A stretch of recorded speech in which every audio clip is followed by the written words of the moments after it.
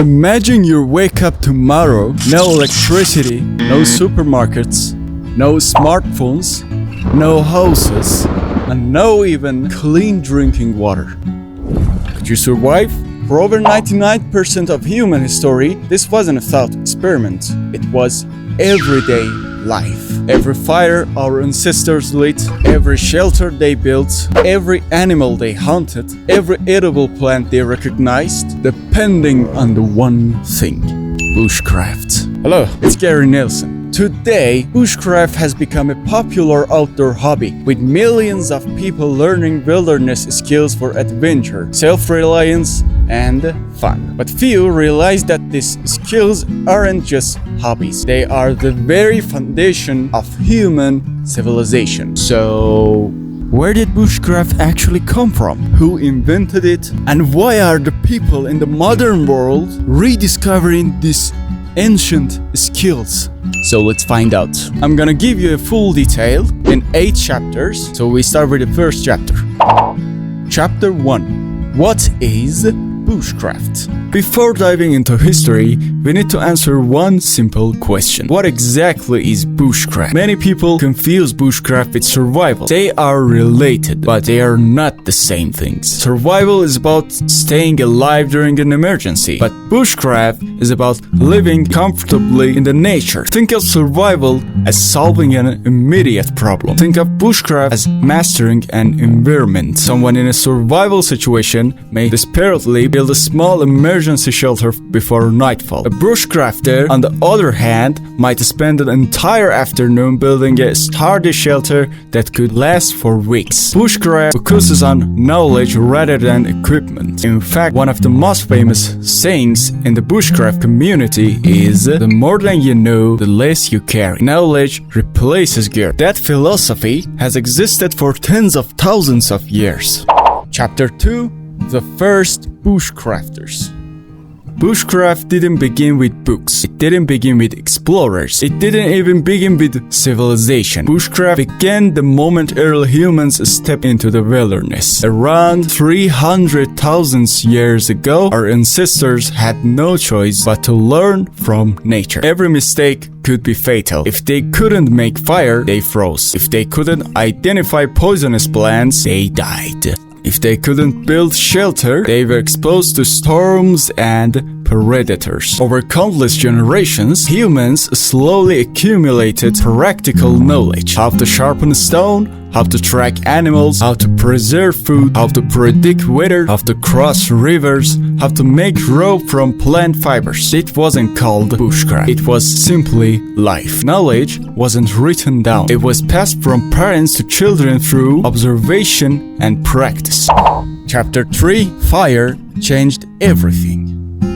If there is one skill that defines bushcraft, it's fire. Scientists believe humans began controlling fire hundreds of thousands of years ago. Fire transformed humanity. It provided warmth during freezing nights. It scared away predators. It allowed people to cook food, making nutrients easier to digest. It hardened wood tools, produced charcoal, and it extended daylight. Entire communities formed around campfires. Even today, experienced bushcrafters often say that if you can make fire, you've already solved half your survival problems. Without fire, civilization as we know it may never have existed. Chapter 4. Indigenous knowledge. One of the biggest misconceptions about bushcraft is that it's something invented by modern campers. In reality, much of today's bushcraft comes from indigenous cultures around the world. For thousands of years, indigenous communities developed incredibly sophisticated knowledge of their local environments. In Arctic regions, people learned how to build shelters from snow. In deserts, they discovered hidden water sources. In tropical rainforests, they identified medicinal plants and edible fruits. In northern forests, they mastered trapping, fishing, and tracking wildlife. This wasn't primitive knowledge. It was advanced environmental science developed through centuries of observation. Modern bushcraft instructors frequently acknowledge that many of the techniques they teach were inspired by indigenous traditions. Chapter 5. where did the word bushcraft come from? Interestingly, the skills are ancient, but the word bushcraft is relatively modern. The word combines two parts: bush, meaning wilderness or uncultivated land, and craft, meaning practical skill. The term became popular during the late 1800s and early 1900s, particularly in Australia and Southern Africa. European explorers, settlers, hunters, and soldiers used the word to describe the skills needed to travel and live in remote wilderness. Eventually, the term spread to other English-speaking countries, but bushcraft wasn't become something new. It was simply getting a name. Chapter 6: The Modern Bushcraft Movement.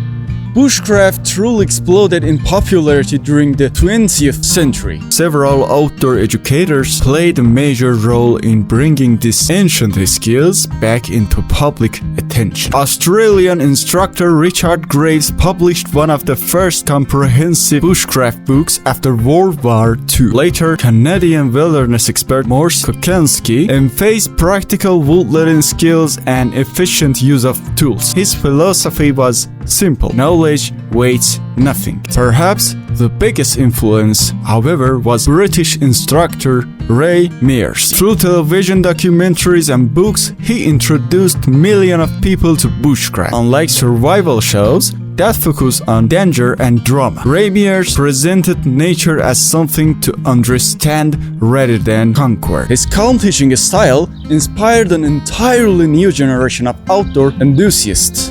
Chapter 7: Bushcraft versus Survival TV. The modern television has changed how many people view wilderness skills. Shows often emphasize extreme survival. People jumping into jungles, drinking questionable water, eating insects, running from dangerous animals. While entertaining, that's not what bushcraft is really about. Bushcraft values preparation, planning, patience, efficiency. Instead of asking, "How do I survive?" bushcraft asks, "How can I thrive here?" That difference is important. Good bushcraft often prevents survival situation from happening in the first place.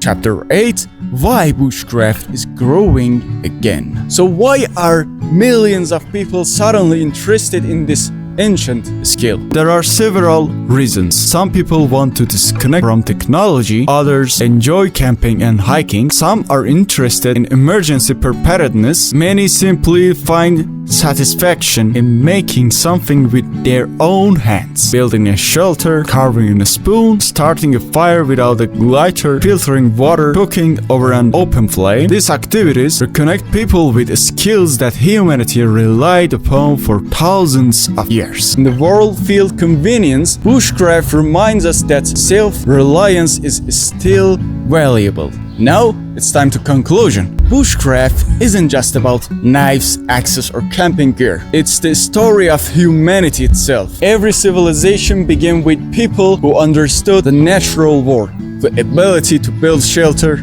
to make fire, to find food, to work with wood, to read landscape.